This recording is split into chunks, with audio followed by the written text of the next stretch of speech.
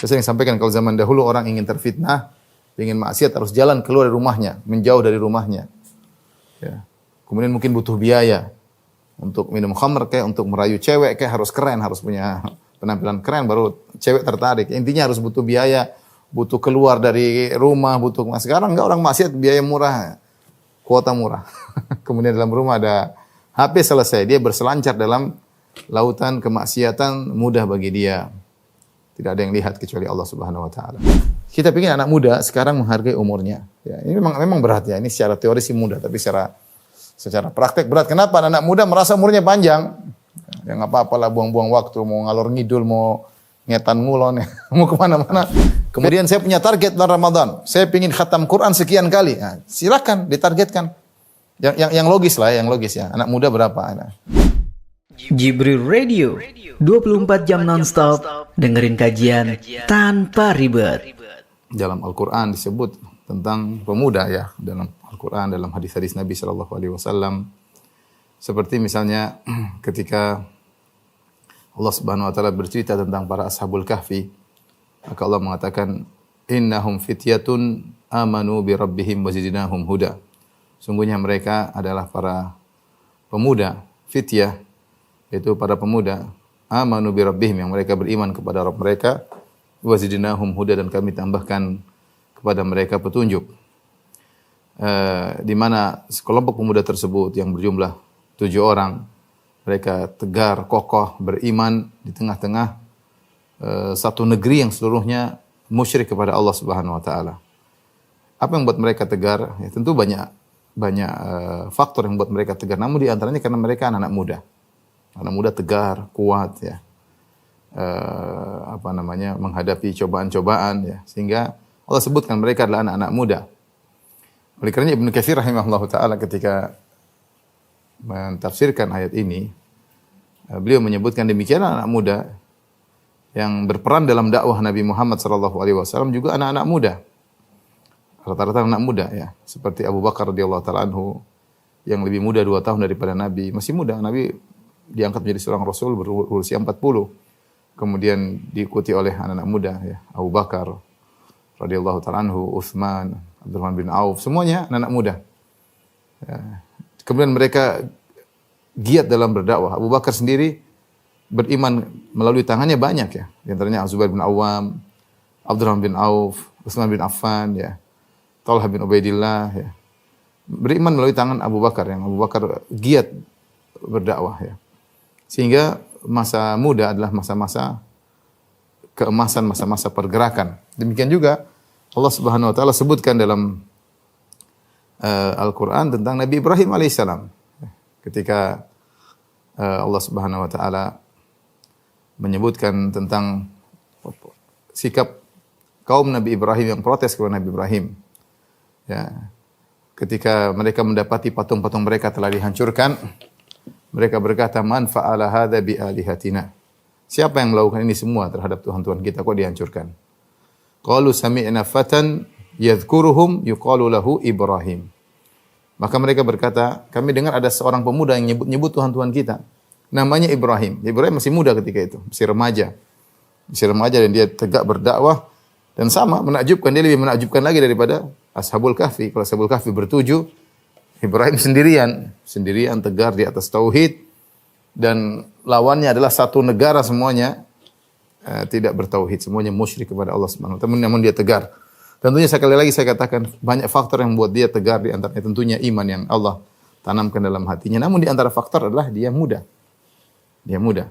Dan anak muda kuat, tegar menghadapi ujian dan rintangan ya. Jadi Allah sebutkan ya, sebagian ulama juga menyebutkan tentang firman Allah, "Fama amana li Musa illa dzurriyyatun min qaumihi." Ya. Ada yang menafsirkan bahwasanya tidaklah beriman kepada Musa kecuali dzurriyyah min qaumi, itu anak muda dari kaumnya ya. Ala khaufin min fir'auna wa mala'ihi. Yaitu yang beriman kepada Musa juga anak muda. Intinya Allah Subhanahu wa taala menyebut bagaimana aktivitas anak-anak muda dalam dakwah ya. Yang dakwah mereka akhirnya merubah kondisi ya, seperti Ibrahim alaihissalam tegar dalam dakwahnya. dan ini menunjukkan bahwasanya masa muda adalah masa keemasan. Namun di samping itu juga Allah Subhanahu wa taala juga menyebutkan bahwasanya masa muda adalah masa yang ujian besar. Masa muda adalah masa seorang diuji dan ujian besar berat di masa muda. Siapa yang bisa lolos ujian di masa tersebut, insya Allah dia akan menjadi mudah di masa ke depannya. Tapi siapa yang tidak lolos di masa muda, bisa jadi dia akan semakin parah. Contoh ujian yang disebutkan oleh Allah Subhanahu wa taala, contohnya seperti Nabi Yusuf alaihissalam muda, ya.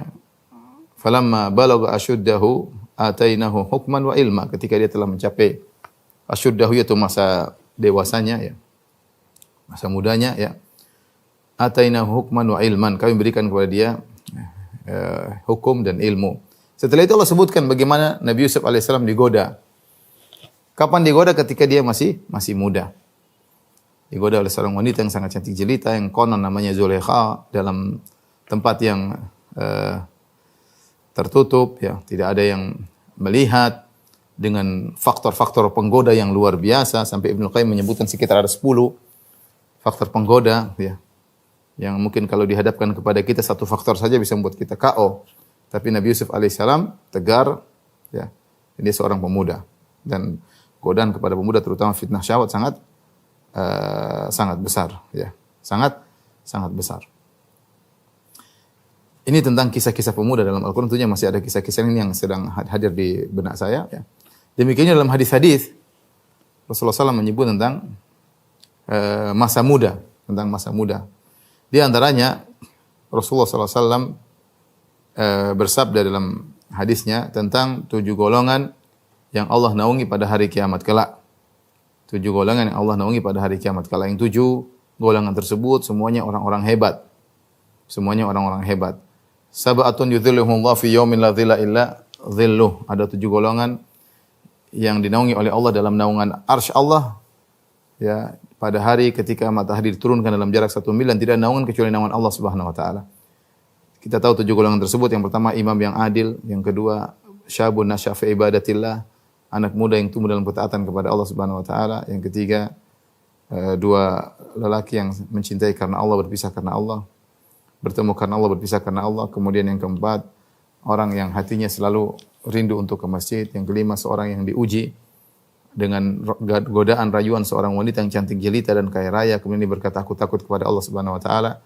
Yang keenam, seorang yang berinfak kemudian dia sembunyikan infaknya, tidak dia ceritakan sampai tangan kirinya tidak tahu apa yang diinfakkan tangan kanannya. Dan yang ketujuh, seorang yang duduk sendirian kemudian dia ingat Allah, dia pun menangis. Ini 7 orang hebat semua. Di antara 7 orang hebat tersebut, Rasulullah sebutkan pada urutan kedua, syabun nasya'a fi ibadatillah. Anak muda yang tumbuh dalam ketaatan kepada Allah Subhanahu wa taala. Kenapa dia hebat? Karena masa muda adalah masa seorang ingin coba-coba, ingin mencoba maksiat, ingin tahu, ya. Ingin coba-coba, namanya masa muda. Kita semua pernah muda, ya, pernah remaja, ingin tahu, ya.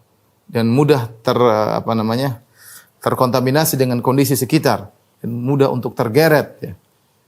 Melihat komunitas begini, ikut-ikutan. Tetapi ternyata, ya, anak muda ini sibuk dengan ibadah kepada Allah. Padahal namanya anak muda, pingin banyak kegiatan, sana kemari, jalan-jalan, keluyuran, ya, begadang kayak apa, ya. Biasa anak muda seperti itu. Ya, tetapi ternyata anak muda ini berbeda. Nasya'a fi ibadatillah. Dia tumbuh dalam ketaatan kepada Allah Subhanahu wa taala. Ada hadis semisal ini, meskipun sanadnya diperselisihkan dari riwayat Imam Ahmad dalam Musnadnya dan juga dalam Musnad Abu Ya'la. Rasulullah SAW bersabda, "Innallaha la ya'jabu min syabin." Sungguhnya Allah kagum dengan seorang pemuda, laisat lahu sabwah. Suatu pemuda, ya, seorang pemuda yang tidak ada kecenderungan kepada kemaksiatan. Artinya anak muda ini bersih, taat kepada Allah Subhanahu wa taala. Allah kagum dengan anak muda seperti ini. Hadis riwayat Imam Ahmad, ya. Namun pada saatnya ada Ibnu Lahiyah dan para ulama berselisih tentang Ibnu Lahiyah. Namun dihasankan oleh sebagian ulama, di antaranya Syuaib Al-Arnaud menghasankan hadis ini. Kenapa Allah kagum dengan pemuda ini? Karena pemuda ini ternyata dia tidak nakal sebagaimana yang lainnya. Padahal kita tahu masa muda ini adalah masa-masa yang biasanya orang liar, orang keluyuran sana kemari, ya, ingin bebas, tidak ingin terkekang, ingin tahu. Apalagi zaman sekarang dengan adanya medsos, ingin masuk di komunitas ini, ingin masuk dengan komunitas ingin ikut nimbrung, banyak yang mau dicoba lah, dan kebanyakan yang mau dicoba tersebut biasanya maksiat. Tetapi pemuda ini tidak, ya. Dia tidak bermaksiat kepada Allah Subhanahu wa taala sehingga Allah kagum dengan orang ini. Kenapa? Karena faktor dia untuk rusak banyak. Tetapi dia tidak rusak.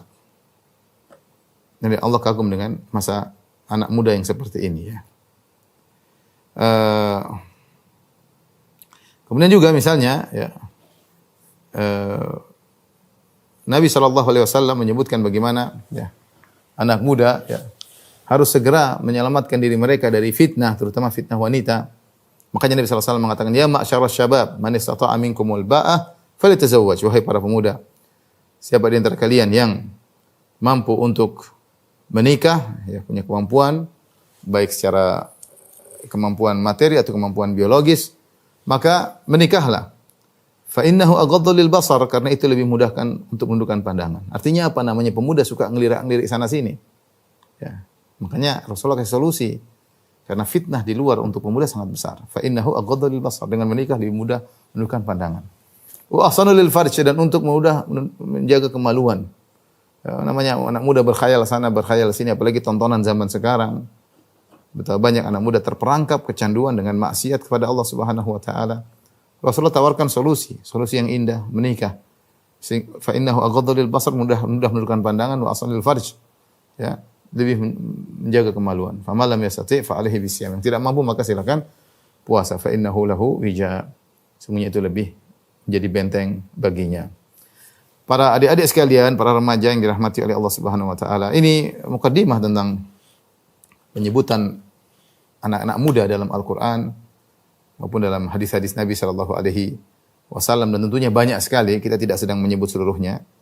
Namun karena keterbatasan ilmu, apa yang sedang saya pikirkan sekarang saya sampaikan. Intinya menunjukkan syariat perhatian terhadap masa muda. Terutama di zaman sekarang, ya, di mana sarana maksiat begitu banyak. Medsos, ya, gadget, HP, internet, ya. Semua fitnah berada di tangan seorang pemuda. Saya sering sampaikan, kalau zaman dahulu orang ingin terfitnah, ingin maksiat, harus jalan keluar dari rumahnya, menjauh dari rumahnya. Ya. Kemudian mungkin butuh biaya untuk minum khamr, kayak untuk merayu cewek, kayak harus keren, harus punya penampilan keren baru cewek tertarik. Intinya harus butuh biaya, butuh keluar dari rumah, butuh. Sekarang enggak, orang maksiat biaya murah, kuota murah. Kemudian dalam rumah ada HP, selesai, dia berselancar dalam lautan kemaksiatan, mudah bagi dia. Tidak ada yang lihat kecuali Allah Subhanahu wa taala. Tidak ada yang mengawasi kecuali Allah Subhanahu wa taala. Maka kebutuhan kekokohan iman bagi para pemuda di zaman sekarang lebih-lebih lagi dituntut. Kalau kita bilang Rasulullah SAW bersabda bahwasanya orang yang berpegang teguh dengan agama Allah Subhanahu wa taala akan datang suatu masa di mana al-qabid ala al-mutamassik bidinik, al-qabid ala al-jamrah, orang yang berpegang teguh dengan agamanya seperti memegang bara api. Itu secara umum, apalagi para pemuda, Secara umum ada masa di mana sulit kita menjalankan agama, jadi bahan hinaan, jadikan bahan ejekan, bahan nyinyir, dibilang aneh. Kalau itu berlaku secara umum kaum muslimin, bagaimana lagi dengan seorang pemuda yang tentu lebih berat lagi, lebih membara bara api yang harus dia pegang. Dari sini saya perlu mengingatkan kepada adik-adik sekalian, ini masa muda, masa penentu ke depan antum, ya. Banyak orang berubah di masa mudanya. Begitu masa mudanya dia berhasil menentukan jalan jati dirinya, menentukan jalannya, maka dan itu akan berlanjut terus sampai dia meninggal dunia. Kalau orang sudah salah di masa muda, bisa jadi dia berubah kepada kebaikan di kemudian hari. Tapi biasanya dimulai dari masa muda. Ya, kesuksesannya dimulai dari masa muda. Apakah dia sukses jadi orang yang baik atau sukses jadi penjahat, mulai dari masa muda. Mulai dari masa muda. Baik, kita akan sebutkan tentang keistimewaan masa muda.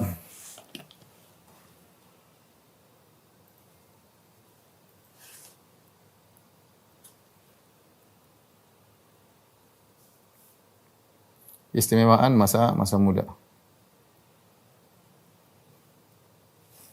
Banyak keistimewaan masa muda, ya. Ini adalah masa yang sangat produktif ya.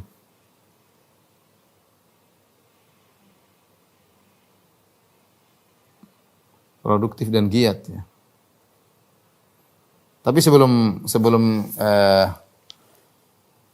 kita lanjut tentang masa muda, pengen tahu kita ini muda atau sudah tua ya. Kita harus tahu masa apa namanya? Tunggu saya hapus dulu ya. Umur ya.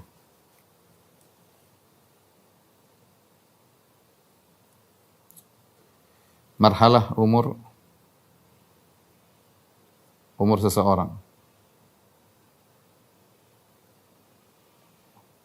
Kita ada namanya yang pertama adalah marhalah anak-anak ya.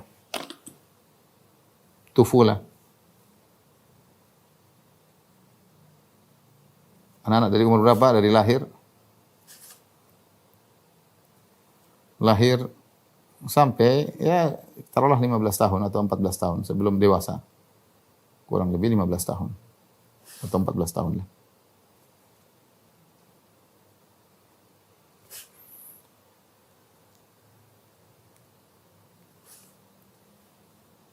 Anak-anak. Yang kedua adalah masa muda, remaja.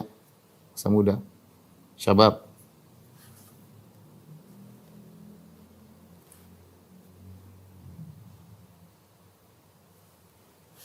Jadi umur 15 tahun dewasa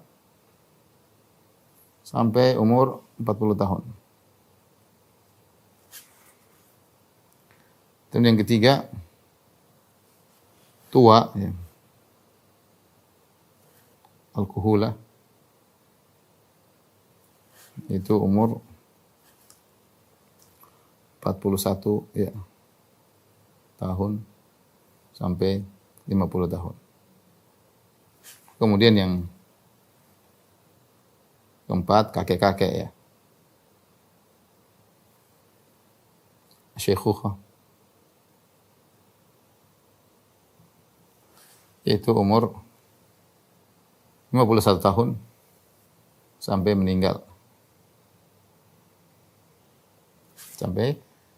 Meninggal ya. Meninggal ya bisa saja sampai 60 sampai 70 tahun.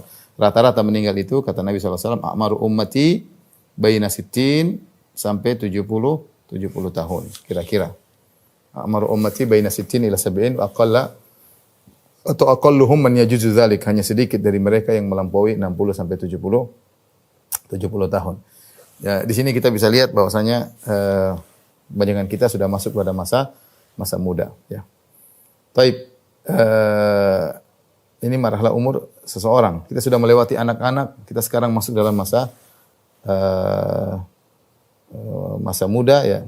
Dan sebagian kita sudah masuk masa kuhulah, yaitu sudah tua ya, 40 tahun ke atas ya. Sampai umur 50, dan sebagian kita sudah sampai masa syekhukhah, sudah kakek-kakek 51 dan seterusnya. Baik, adapun keistimewaan masa muda,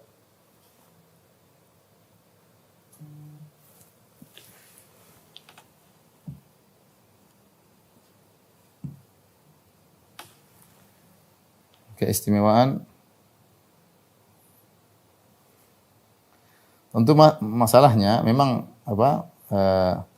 masa muda memang masalah yang ya ada yang mengatakan relatif ya. Ada yang umur 50 tapi masih merasa muda ya. Ada yang 40 tapi sudah sangat tua ya, tergantung karena fisik, kondisi, semangat bisa merubah diri seorang. Tapi kalau sudah 40 itu sudah hati-hati. Puncak dari masa muda ya. Setelah itu akan turun. Akan rasa penyakit-penyakit mulai muncul, lemah dan macam-macamnya. Tapi di antara keistimewaan masa muda ya adalah dia masa yang paling produktif, masa yang energik, paling energik.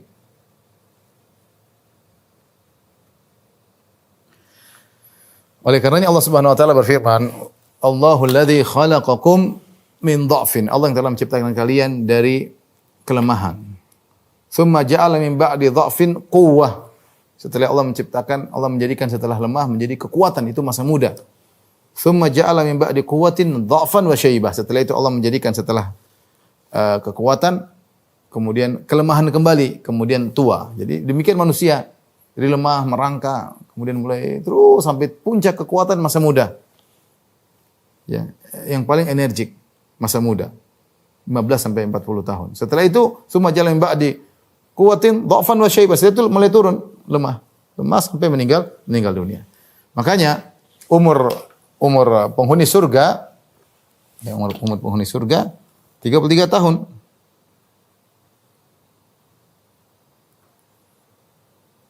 Allah pilih 33. Ini masa umur yang paling energik. Aktif sana kemari, gerak sana kemari. Udah 40 ke atas sudah mulai makan diatur, mulai gerakan diatur, safar dikurangi. Ya. Karena apa namanya? Itu masa di puncak apa? Puncak masa muda. Ya, puncak masa muda. Makanya kalau seorang sudah mencapai umur 40, hendaknya dia ngerem dirinya, ya. Evaluasi lagi tentang apa yang telah dia lakukan dan rencana apa yang akan dia lakukan. Hatta idza balagha ashuddahu wa balagha 40 sanatan qala rabbi auzi'ni an ashkura ni'mataka allati an'amta alayya. Jika seorang hamba sudah mencapai usia 40 tahun dia berkata, "Ya Rabbku, ilhamkanlah kepadaku untuk bisa mensyukuri nikmat yang telah Kau berikan kepadaku." Orang sudah 40 sudah banyak nikmat yang dia rasakan. Ke depan dia harus benar-benar memplanning apa yang harus dia lakukan. Ya. Karena mau apa lagi? Setelah 40 akan mulai turun kekuatannya. Jadi ini adalah masa yang paling energi. Kemudian tadi sudah kita sebutkan juga, melihat dari tabel sebelumnya, masa muda adalah masa yang paling lama.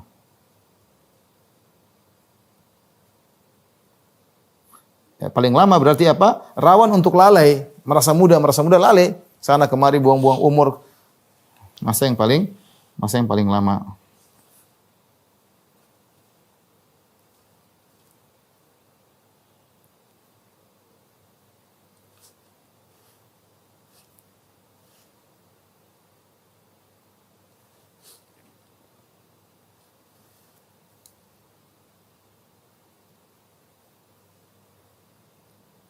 Kalau kita perhatikan lihat dari 41 sampai dari 15 sampai 40 tahun ya.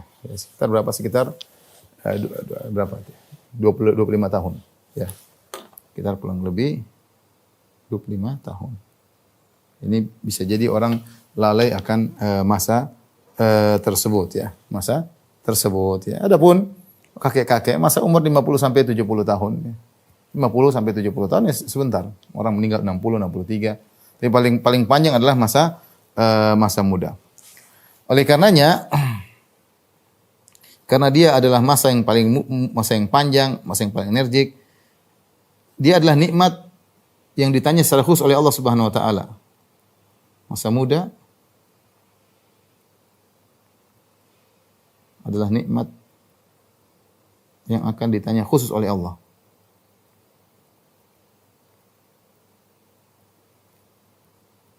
Dalam hadis kata Nabi SAW, lan tazala qadama abdin hatta yus'ala an arba. Bahwasanya dua kaki seorang hamba tidak akan bergeser yaumul qiyamah pada hari kiamat sampai ditanya tentang 4 perkara. Di antaranya an umri fima afnah, tentang umurnya kemana dihabiskan. Dan umur adalah nikmat. Dia akan diminta pertanggungjawaban, umurmu kemana kau habiskan. Kemudian an syababihi fima ablah. Ditanya secara khusus an syababihi fima ablah. Masa mudanya kemana dihabiskan?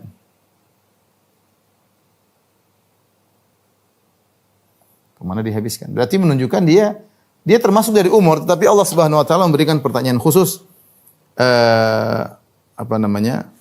tentang waktu tersebut, karena ini adalah waktu yang sangat penting ya. Orang yang diberi taufik oleh Allah Subhanahu wa taala maka dia bisa memanfaatkan umur tersebut untuk produktivitas, untuk merubah kehidupannya menjadi lebih baik, dan ini sangat tergantung dengan masa muda ya.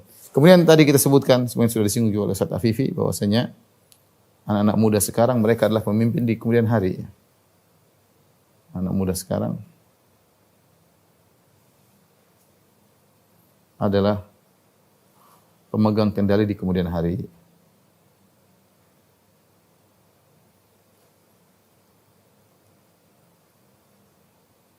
Kalau sekarang mereka dibimbing dengan ketakwaan, dengan kebenaran, maka tentunya akan berpengaruh bagi kehidupan berbangsa dan bernegara ya.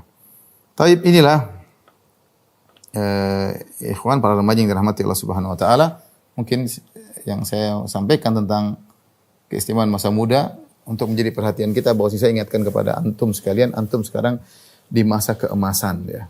Kalau ingin benar-benar meraih emas, maka sejak muda semangat menjalani apa yang antum rencanakan, baik perkara dunia maupun perkara akhirat, baik perkara dunia maupun perkara akhirat. Bagaimana kita dapati bahwasanya orang-orang berhasil dimulai dengan keseriusan mereka di masa muda. Kita dapati teman-teman kita ya, yang dulu mungkin sama-sama kita ketika masa muda, ada yang berhasil yang tidak berhasil. Kita tahu yang berhasil dia orang yang serius. Di masa muda, sejak muda dia serius. Ya. Saya pernah ketemu seorang, dia cerita tentang seorang syekh. Dia bilang kita dulu bareng-bareng main bareng-bareng. Sekarang sudah jadi syekh, kita masih biasa-biasa aja. Ya satunya karena dulu teman itu serius, dia tidak. Padahal kalau dilihat dari IQ, kemampuan sama mirip-mirip. Bedanya itu serius sehingga dia kemudian melewati marhalah-marhalah yang berat, kemudian berhasil. Yang satu tidak serius ya. Mungkin saja ada yang mengatakan, Ustaz, ada yang tidak serius kemudian berhasil, tapi ya secara umum tidak demikian.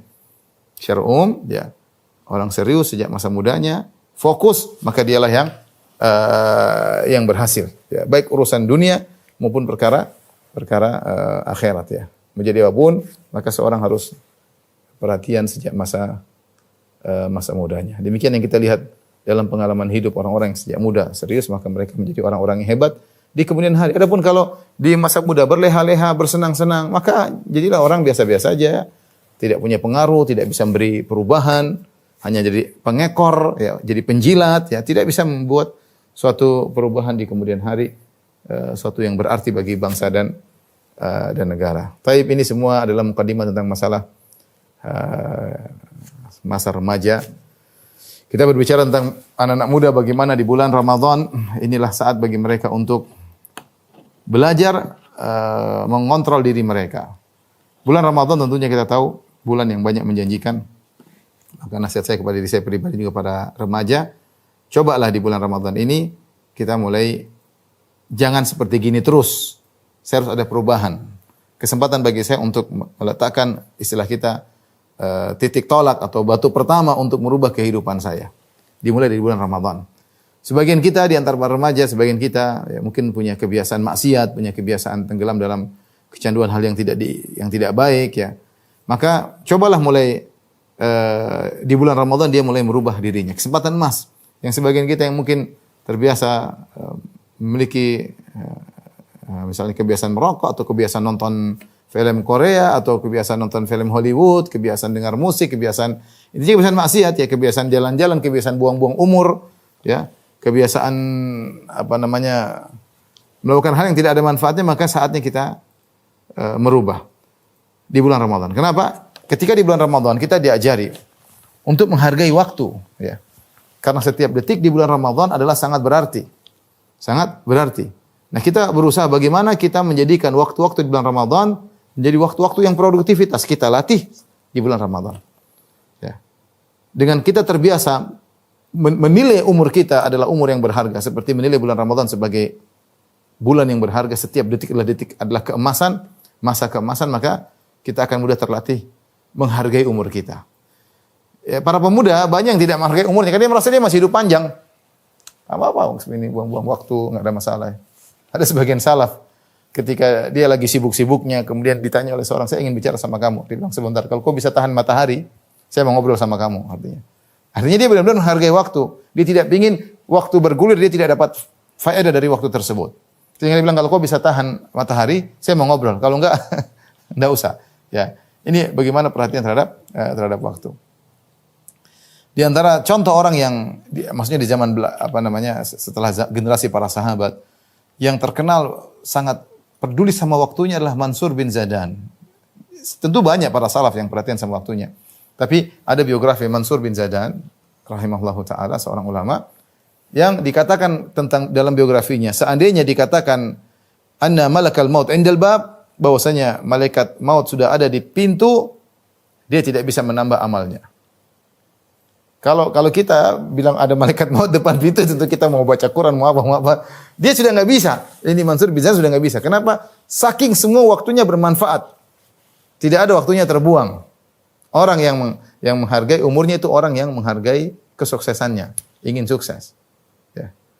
Sebagian salaf ada yang kemudian masuk di tempat mandi di hammam, kemudian di luar disuruh anaknya atau muridnya untuk baca supaya dia sambil dengar, mandi sambil dengar.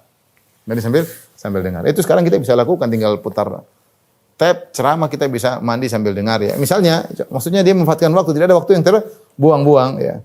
Nah, kita pikir anak muda sekarang menghargai umurnya. Ya, ini memang berat ya. Ini secara teori sih mudah, tapi secara praktek berat. Kenapa? Anak muda merasa umurnya panjang.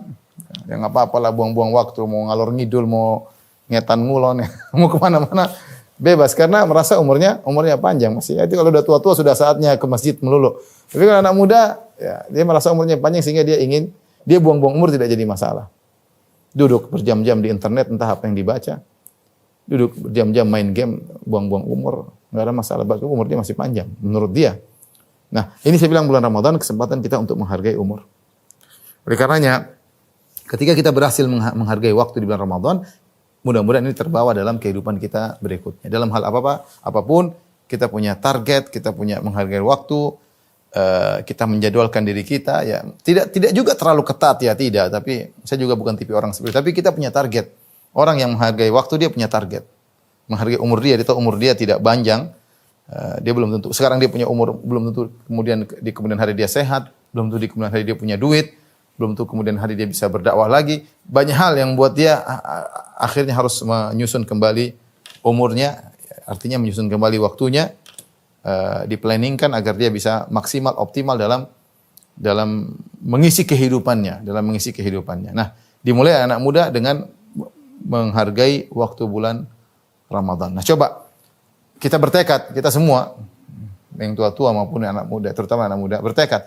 Saya pingin bulan Ramadan saya tidak bermaksiat. Gimana caranya? Saya pingin bulan Ramadan, saya ingin mengamalkan ibadah yang agung yang Allah sebut dalam Al-Quran. Qul lil mu'minina yaghuddu min absarihim. Katakan kepada orang beriman tundukkan pandangan. Ibadah, tundukkan pandangan ibadah. Saya ingin praktekkan bulan Ramadan. Saya tidak ingin lihat yang haram. Coba, maksudnya kita ini berusaha ya. Kadang-kadang keinginan kita banyak, pengin lihat ini, pengin dengar ini, pengin colek ini, pengin dicolek orang, pengin komentar, pengin dikomentari orang ya. Anak-anak muda biasa ya, sampai tua pun kadang-kadang seperti itu. Tapi mau saya, ini saatnya kita coba menghargai waktu ya. Latih diri kita menghargai waktu. Kalau tidak nanti kita tidak bisa, kita bisa produktivitas, tetapi tidak akan bisa maksimal, tidak bisa optimal. Kalau kita tidak menghargai waktu, karena untuk produktivitas, untuk memproduksi sesuatu, untuk ya kita butuh waktu untuk bergulirnya pekerjaan kita, bergulirnya kegiatan kita. Dan masa muda akan ditanya khusus oleh Allah, wa an syababihi fima ablah. Masa mudanya kemana dia habiskan. Nah, ini saya ajak para pemuda. Tentu kalau bicara Ramadan panjang lebar ya, tapi saya ingin bagaimana cara kita berubah. Cara berubah hargai waktu. Saya ingin waktu saya selama bulan Ramadan, saya ingin menjadi orang yang tidak bermaksiat. Gimana caranya? Karena seperti dikatakan oleh sebagian ulama, namanya hari raya adalah hari di mana kamu tidak bermaksiat. Kamu berbahagia, kamu tidak bermaksiat. Lihat hari ini, ada cewek saya lihat enggak? Saya tidak lihat cewek sama sekali. Caranya gimana? Kuota saya sudah habis. Sehingga saya tidak bisa lihat internet. Maksudnya, coba hari ini saya tidak ingin lihat cewek sama sekali. Gimana caranya? Hari ini saya tidak ingin gibah sama sekali. Hari ini saya tidak telat salat 5 waktu. Ya. Hari ini saya ada baca Quran. Coba jadikan kita punya angan-angan bulan Ramadan. Saya ingin jadi orang satu hari. Coba hari pertama coba saya tidak bermaksiat. Coba satu hari dulu. Hari pertama berhasil, insya Allah kedua, ketiga selanjutnya mudah. Hari ini saya tidak mau maksiat. Pokoknya ada tertarik mau gibah tahan. Pengen lihat drama Korea tahan. Pengen lihat film box office tahan. Hollywood pasti ada cewek terbuka situ. Lihat berita tapi bawa beritanya cewek. Astagfirullah enggak. Jangan melihat berita perang Rusia sama Ukraina tapi bawa acaranya adalah cewek Indonesia atau cewek yang terbuka auratnya. Enggak, saya enggak mau. Saya ingin hari saya lewati tanpa maksiat. Bisa enggak? Bisa. Bisa. Meskipun artinya kalaupun terjerumus kita sudah maksimal, sudah berusaha. Nah, ini contoh kita menghargai waktu kita menghargai umur kita sehingga tidak ingin umur kita dilewati dengan maksiat kepada Allah Subhanahu wa taala. Kemudian saya punya target bulan Ramadan. Saya ingin khatam Quran sekian kali. Nah, silakan ditargetkan. Yang logis lah, yang logis ya. Anak muda berapa? Saya punya target. Karena anak muda banyak. Kalau kita sudah tua, nanti antum sudah kalau udah nikah antum tahu banyak mau diurus. Istri mau diurus, anak-anak diurus, semakin banyak anak semakin banyak diurus, kerjaan mau diurus, kolega-kolega mau diurus, mobil-mobil mau diurus, kendaraan mau diurus, banyak mau diurus. Waktu untuk mendistribusi waktu tidak mudah. Memang mudah alhamdulillah, yang diurus tidak banyak. Karena yang diurus tidak banyak sehingga banyak waktu tidak dihargai, umur tidak dibuang-buang karena kayaknya ini sudah selesai sehingga masih banyak waktu luang yang mau dibuang. Nah, bulan Ramadan kita rubah. Saya ingin setiap waktu saya bermanfaat. Maka saya punya target. Target saya tidak bermaksiat. Target kedua saya ingin khatam Quran. Berapa kali terserah, 2-3 kali oke, enggak ada masalah. Anak muda kuat. Saya ingin lagi target saya khatam tafsir juz amma misalnya. Tafsir juz amma saya harus khatam dari awal sampai akhir. Baca dengan paham, bukan baca sekedar baca, enggak, baca dan paham. Baca dengan menghayati agar iman saya tergerak. Kita target sekarang bukan sekedar baca wawasan, tidak. Kita ingin bacaan iman yang meningkatkan iman kita. Kalau wawasan semua orang bisa. Baca-baca tapi tidak ada masuk dalam iman. Kita niatkan saya baca tafsir agar iman saya bertambah, ketakwaan saya kepada Allah bertambah, ketakutan saya kepada azab Allah bertambah, semangat saya beribadah bertambah. Target khatam 3 kali, baca juz amma. Target lagi saya baca terjemah Quran dari awal sampai akhir 1 kali saja. Itu waktu sudah banyak yang tersita sehingga kita terjebak dengan program-program yang membuat waktu kita bermanfaat. Coba dicoba aja nanti remaja-remaja sekalian. Ya, jangan lupa sisakan waktu untuk berbakti sama orang tua. Saya ingin berbakti sama orang tua Ramadan ini. Saya ingin melakukan sesuatu yang bernilai bagi orang tua saya. Misalnya, yang mau nikah punya target. Pokoknya saya habis Ramadan saya mau nikah ya misalnya. Pokoknya berusaha coba latih diri, memplanningkan kegiatan dan berusaha harus pintar ketika memplanningkan sampai target atau tidak. Jangan juga planning ketinggian. Angan-angan tapi ternyata tidak bisa mencapai target, itu membuat kita kecewa dan akhirnya kita malas. Tabiat manusia kalau dia berhasil pada satu plan yang satu dia akan berpindah pada plan yang kedua dan itu membuat dia semakin semangat karena target dia berhasil, target pertama berhasil, dia masuk pada target kedua berhasil. Tapi kalau dia terlalu banyak target, amburadul atau target tidak sesuai dengan yang dia impikan, ini membuat dia malas, membuat dia futur, membuat dia akhirnya mundur ya. Mungkin ini saja para remaja sekalian rahmati Allah Subhanahu wa taala. Sedikit yang saya sampaikan untuk mengingatkan bahwasanya antum semua sedang dalam kondisi nikmat yang Allah berikan. Yang pingin hafal Quran di masa muda, kalau kita udah tua-tua menghafal Quran susah. Yang hafal hadis-hadis saatnya. Yang mau pandai dalam bidang dunia saatnya. Planning untuk menyenangkan orang tua saatnya di masa muda kita mulai. Saya ingin bahagian orang tua. Saya ingin bangun rumah buat orang tua saya nanti. Gimana caranya? Pikir. Saya ingin membelikan kendaraan buat orang tua saya misalnya ya. Jadi masih muda sudah dipikir, semangat. Sehingga kita hidup ini punya aura semangat ya, ke depan. Yang itu semua orientasinya adalah akhirat. Sudah saatnya kita tinggalkan kebiasaan kita, buang-buang umur, kebiasaan kita bermaksiat, kebiasaan kita ngalor ngidul ke teman-teman, nggak ada kerjaannya. Kita banyak teman yang, kalau teman kita pada ngalor ngidul, kita juga akan ngalor ngidul. Hati-hati, komunitas kita harus pilih-pilih, tidak sembarang, agar kita, sebagaimana yang disebut dalam hadis, innallaha la ya'jabu min syabin laisat lahu sabwah. Allah kagum dengan seorang muda yang tidak bermaksiat, yang tidak nakal. Ya, padahal dia anak muda.